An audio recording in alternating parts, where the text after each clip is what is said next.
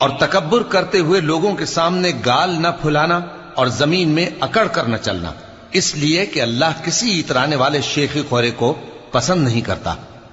اور اپنی چال میں اعتدال کیے رہنا اور بولتے وقت ذرا آواز نیچی رکھنا، کیونکہ بہت اونچی آواز گدھوں کی سی ہے، اور کچھ شک نہیں کہ سب سے بری آواز گدھوں کی ہوتی ہے۔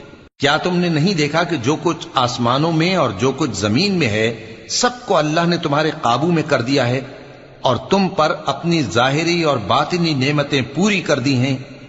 اور بعض لوگ ایسے ہیں کہ اللہ کے بارے میں جھگڑتے ہیں، نہ علم رکھتے ہیں اور نہ ہدایت اور نہ کتاب روشن۔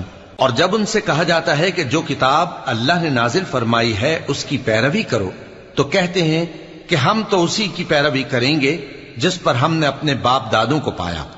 بھلا اگرچہ شیطان ان کو دوزخ کے عذاب کی طرف بلاتا ہو تب بھی، اور جو شخص اپنے آپ کو اللہ کا فرما بردار کر دے اور نیکوکار بھی ہو تو اس نے مضبوط کڑا تھام لیا، اور سب کاموں کا انجام اللہ ہی کی طرف ہے۔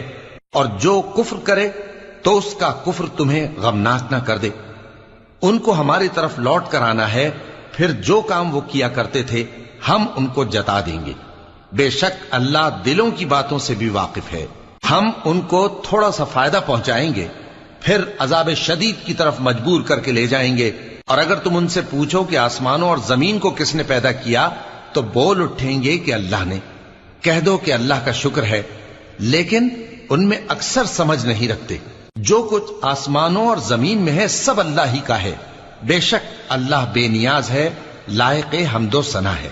اور اگر یوں ہو کہ زمین میں جتنے درخت ہیں سب کے سب قلم ہو، اور سمندر کا تمام پانی سیاہی ہو، اور اس کے بعد 7 سمندر اور سیاہی ہو جائیں، تو اللہ کی باتیں یعنی اس کی صفتیں ختم نہ ہوں۔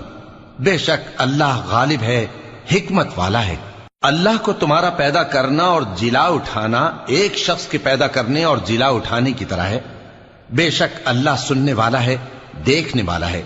کیا تم نے نہیں دیکھا کہ اللہ ہی رات کو دن میں داخل کرتا ہے اور دن کو رات میں داخل کرتا ہے، اور اسی نے سورج اور چاند کو کام میں لگا رکھا ہے، ہر ایک وقت مقرر تک چل رہا ہے۔